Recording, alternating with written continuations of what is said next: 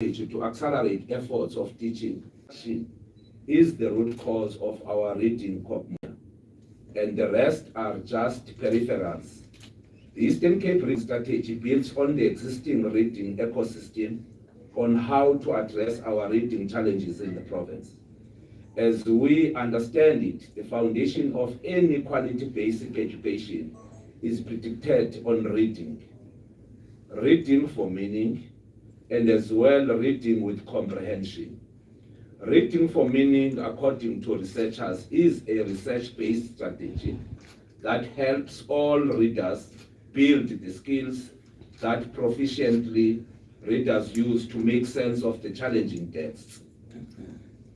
Regular use of the reading of meaning strategy allows students to practice and master the 3 phases of critical reading that leads to reading success, including the following: previewing and predicting before reading, actively searching for relevant information during the reading process, reflecting on the learning after reading. The second challenge we seek to address is what we call reading with comprehension. Research concurs that reading with comprehension means the understanding and interpretation of what is read. This means to be able to accurately understand written material, where children are able to do the following: 1, to decode what they read; 2, to make connections between what they read and what they already know; thirdly, to think deeply about what they read as well. In other words, reading with comprehension means having a sufficient vocabulary or knowing the meanings of enough words. As they say, only readers who have strong comprehension can draw conclusions about what they read. What is important? What is a fact? What caused an event to happen? Which characters are funny? In simple language, reading with comprehension involves combining reading with thinking and reasoning. Thus, we say our learners have read with comprehension because they make sense of the written word. Over the past 20 years, South Africans have become increasingly concerned about the poor reading ability of the school-going children. Several local and international tests of reading achievements show that our learners are not reading at the required level in their home languages and also in the language of learning and teaching, which is ROLT. In June 2019, the President of South Africa, Mr. President Ramaphosa, announced in his statement the nation's address that one government's 5 fundamental goals for the next decade is that all children should be able to read for meaning at the age of 10 years. In response to that call made by the President, the Minister of Education and the Department of Basic Education developed a national sector reading implementation plan for 2019 to 2023. The Eastern Cape Department of Education #improve reading to improve learning campaigns and reading strategy from grade 1 to grade 9, which is 2022 to 2030, takes into account aftermath of the learning losses suffered from the COVID-19. It should be noted that the Eastern Cape DOE reading strategy is squarely based on the National Basic Education Sector Reading Plan, with its 10 pillars to strengthen reading, but firmly takes into account the context of the Eastern Cape. Whilst the national strategy introduced a top-down approach, managing the strategy from the national and provincial levels down to schools, as the Eastern Cape has taken an approach to manage the reading strategy from schools upward. The strategy aims to outline the provisions of the #improve reading to improve learning campaign and reading strategy for grade 1 to 9, which is the 2022 to 2030 that I've already alluded into. Necessarily to assist all stakeholders to get on board with the activities of the next 8 years. It is important to note that the reading strategy has a multi-purpose focus in that it has the following. One, a strategy to provide an approach by which we want to improve the strategy, to improve the reading. Two, a campaign to improve reading over the next 8 years, starting from 2022 to 2030. Thirdly, an intervention to guide the department to improve reading. Fourthly, a reference point from which schools, NGOs, and social partners can work to improve the reading. Fifthly, a training tool for use by professional learning communities, HODs, subject advisors, learner support advisors, and paraprofessionals in the education sector. The focus will be the primary reading in the Eastern Cape.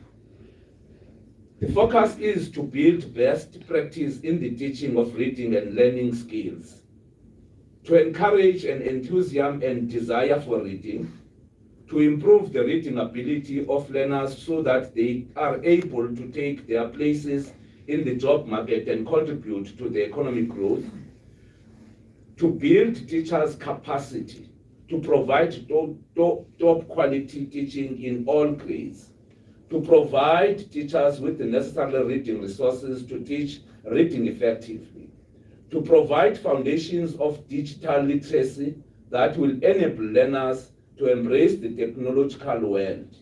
In order for the reading to thrive, we must ensure and do the following. There must be a culture of reading in our schools. Every school must have a strategy or a policy on how they will improve the reading capacity of learners. Teachers are going to be skilled to teach the reading as well. Every classroom must have a sufficient reading material, such as textbooks, workbooks, graded readers, and readers for leisure. We must also ensure that that reading is taught almost every day as part of the ongoing teaching and learning program within the institutions of learning across, even within the timetables that the schools have. Reading cannot and will not improve if the responsibility is left to teachers alone. Therefore, we are advocating for the involvement of paramount stakeholders from the school level, which is the SGB, parents, the principals, deputy principal, HODs, and teachers, to the district level, district education forums, directors, circuit managers, subject advisors. In fact, the entire ecosystem of the schooling system in the country. They will be supported by the subject planners, the policy managers across the system, including the GET and FET, teacher development, and inclusive education. The entire system will collaborate around the reading strategy 2022 to 2030, holding each other's responsibility to ensure that this mandate is carried to its full conclusion in 2030. The copies of this strategy will be distributed accordingly, both within the stakeholders involved here today, and also other stakeholders with direct and indirect interest in education. Thank you so much, Program Director. Thank you so much, Deputy Minister. Thank you very much, Mr. MEC. I will allow then a round of questions, and then in that round of questions, I want. Okay. Maybe before the round of questions, just allow the Deputy Minister to have a word or so on the matter, and then allow the round of questions. Thank you very much, Deputy Minister. Thank you so much. Greetings to everyone. We are here today to support this launch by the Department of Education in the Eastern Cape. And they are responding to the Integrated National Reading Sector Plan, which was developed in 2019 after all the research made it clear that some of our learners at grade 4 at almost the age of 10 could not read with comprehension. Then as the department, as a sector, we sat down, we came up with this reading sector plan that all provinces must fit into. But what we appreciate the most is that all provinces came together at DBE to come up with this integrated national reading plan, which was presented to the CM then in September 2019, and it was approved now as a roadmap for the reading sector plan. And we then came up with so many other reading campaigns that are building to this plan. And so Eastern Cape today, to launch this reading strategy, they are responding to that, and we really appreciate that. If provinces are taking from what they contributed to tailor make it to fit their local space, that's what we appreciate, and it shows that we are moving forward. We'll all recall that back then we had the annual national assessment, which could not continue, but since the results of the research and the implementation of the annual national assessment was there was a huge improvement in terms of reading.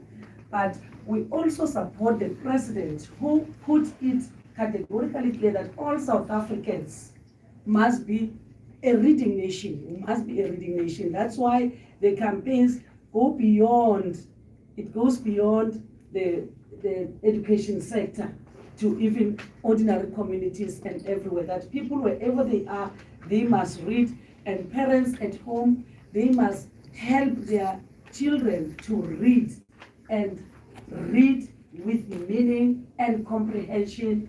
That because reading to the sector is not just a matter of reading words, it's education. So reading is not part of education. Reading is education, because there can be no education without reading. That's where we are. And we thank you.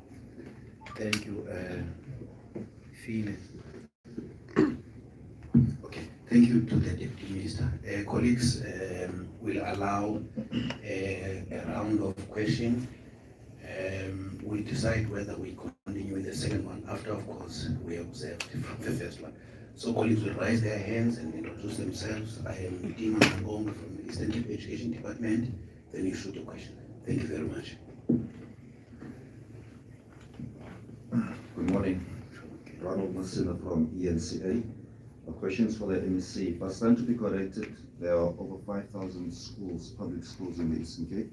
What will then be some of the challenges in implementing this program, especially to schools from rural areas? Thank you. Over to you.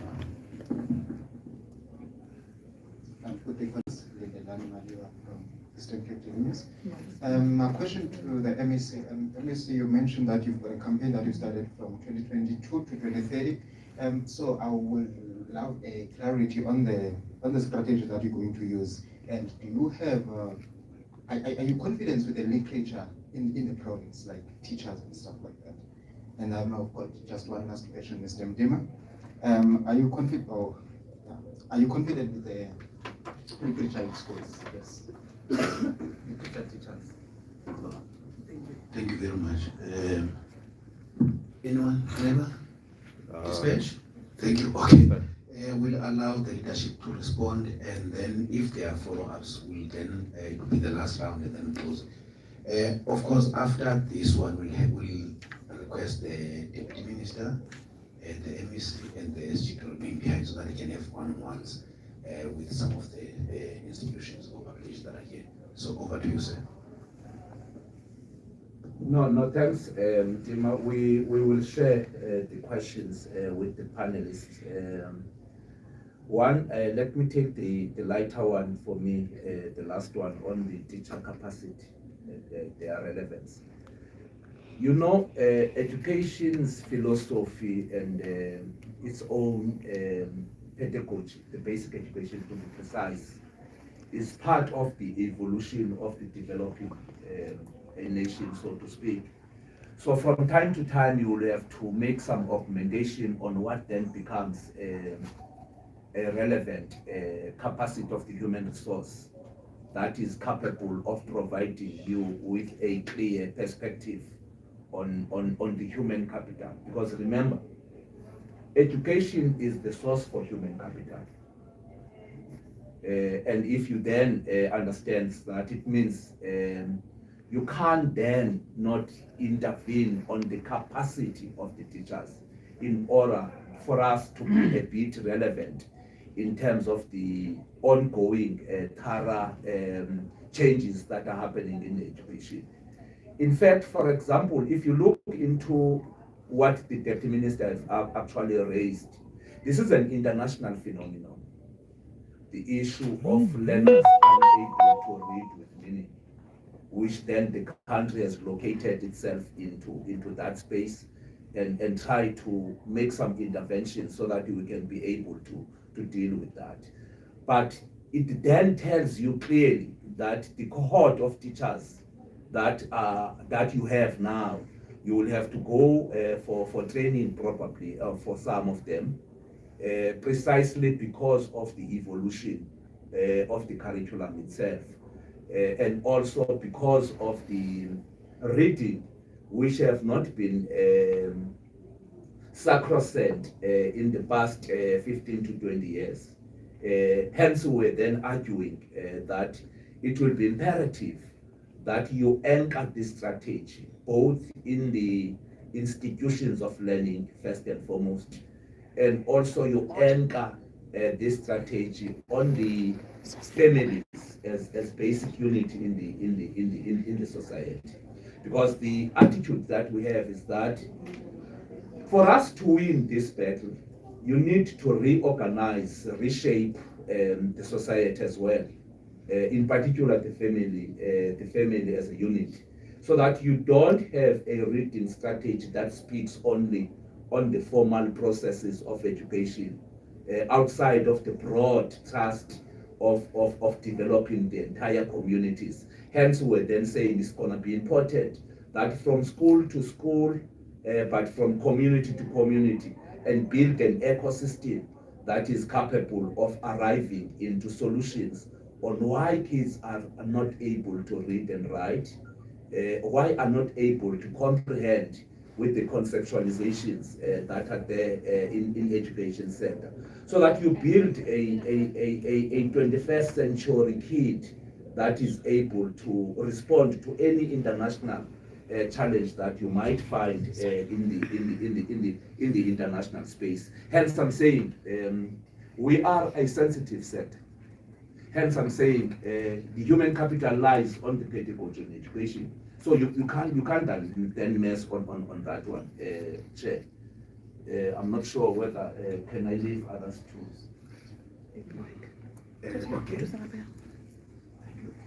Okay. Thank you, Honorable Deputy Minister. Just hold on a second. Can you move the microphones closer to you, sir?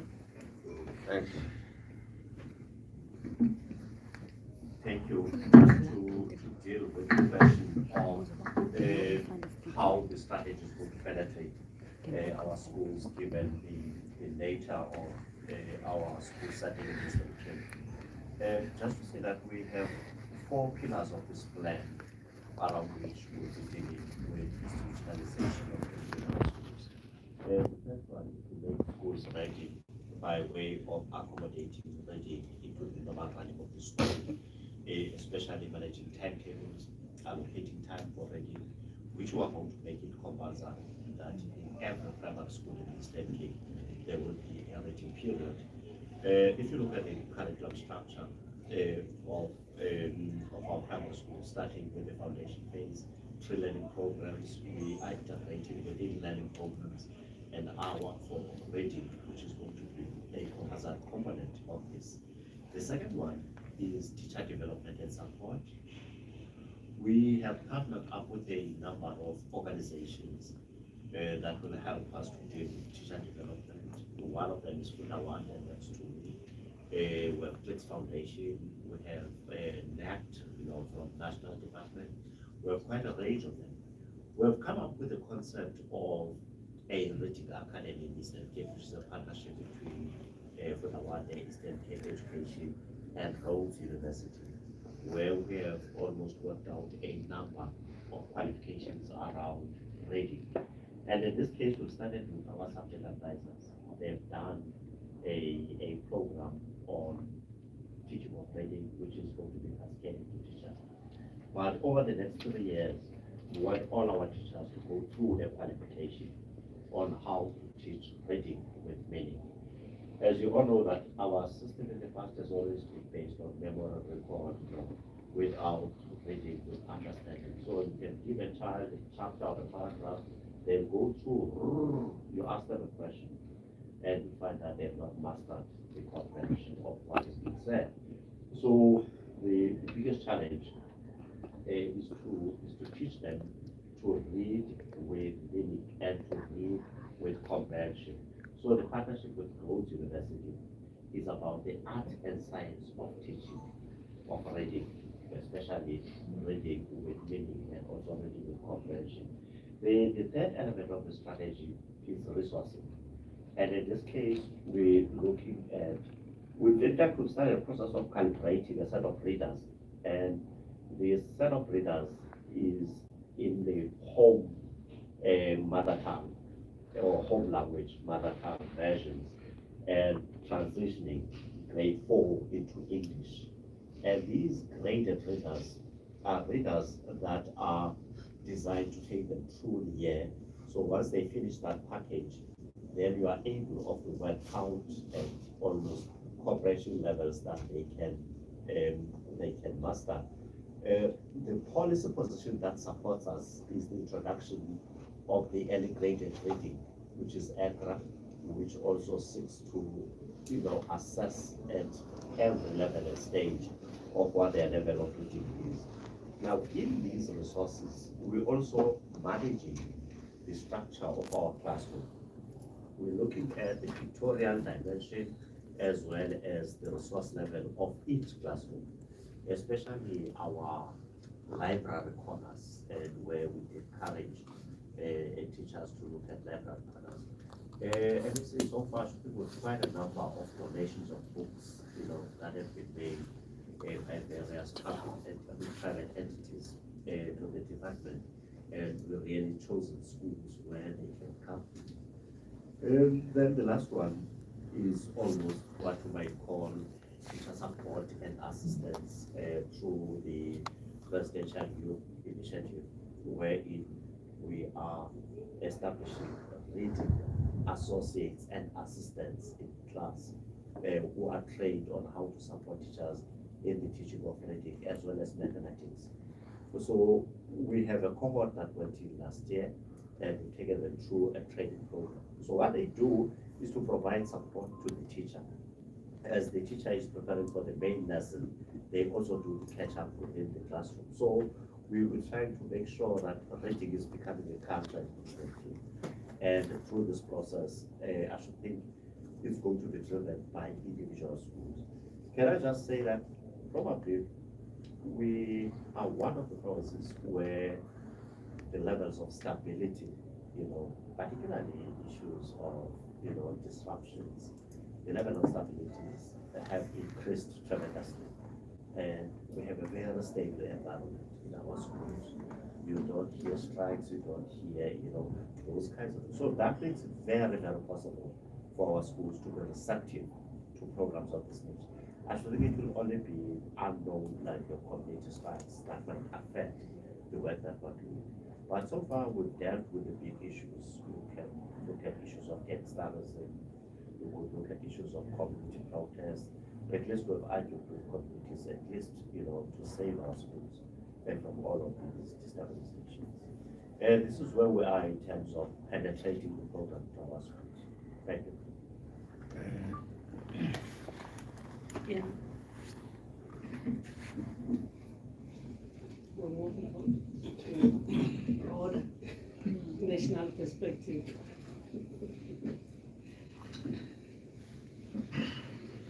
Thank you. Yeah, in addition to what the MEC and the DDG have said, I would say nationally, South African education system is pro-poor and pro-rural areas. That's why if you can look at all the programs that are implemented, they are addressing the state of affairs of our nation. 7 of the 9 provinces are rural. So that tells that only 2 provinces, which we can say are urban, and with some bit of rural, of course, even amongst them. So that's why the education system in South Africa is pro-poor and pro-rural. So when coming to teacher development, all our teachers are trained at the same universities. Most of the time, people would say rural teachers, like they have weak pedagogy and content, and that is not true, because they come from same institution. It's just that it's the place where they find themselves. So that argument is neither here nor there, that the education that is given to rural children is not the same as education that is given to urban children. Yes, they might differ in the access of resources. Yes, there we agree. But the teachers, they put all what they can within their powers to make sure that the children access education. So the education, like reading and learning, it didn't start only in 2019 when the decision was taken at CM. It's a directive from the National Development Plan, which tells us that we need to improve literacy, numeracy, and science outcomes. It also tells us to improve the performance in the international comparative studies. There's no one that is pushing South Africa. South Africa is pushing itself to benchmark with international space. That's why you find that in other benchmarks, it's only South Africa in the whole continent that is participating in the benchmarking. So that's why we benchmark on SACMEC, TIMSS, and others. We then, after receiving the results, we came up with a new assessment, that is annual national assessment. And that assessment, even if it has stopped, it left a legacy, and it left us with a way to go, because it told us where we need to support the teachers or where we need to support the child. It told us exactly. That's why now our programs and plans are responding to that, even if that assessment is no longer there, but we are working on it, on the lessons learned during that assessment. And I said initially that to address this rural and education reading in general, we have the National Curriculum Framework that looks at grades 0 to 4. And across the board, not in urban or townships or rural, 0 to 4, everywhere, in every space in the country, you get 0 to 4 learners. We also have the primary school reading improvement. Every area has a primary school in South Africa and in the Eastern Cape. So that improvement for the primary school functions across the board. So there can be no area where we say they are not addressed. The comprehension across the curriculum. Comprehension across the curriculum, it caters for every learner. So early grade reading assessment. We also have a specific plan now to support rural schools, which we call Rural Education Assistant Program. That one is focusing at rural areas. We assist teachers. That's why the DDG spoke about education aides, those assistant educators that are employed as a result of the Presidential Employment Initiative. And these learners are trained also on reading and to conduct reading in schools.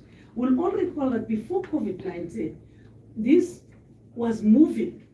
We had 1 hour reading in all our schools across the country before they start with the periods in classes. Then every day they come in, it's reading. We're disturbed by the timetabling system and the alternating of learners coming to school during COVID-19. But now, since all learners are back to school, we are implementing these programs head on. And our children, we see improvement, and there is a huge improvement in terms of learning and teaching. Though we would say we see it at grade 12. If you can compare the pass rate and the quality passes, you can see that in the previous years, the quality that we get now is much better than the quality that we used to get in the previous years, the quality of the passes in grade 12. Thank you so much. Thank you very much, colleagues. We are going to give Fundawande, one of our partners, who is helping the department to fast track the process. Over to you, madam. Thanks, Program Director. Honorable Deputy Minister,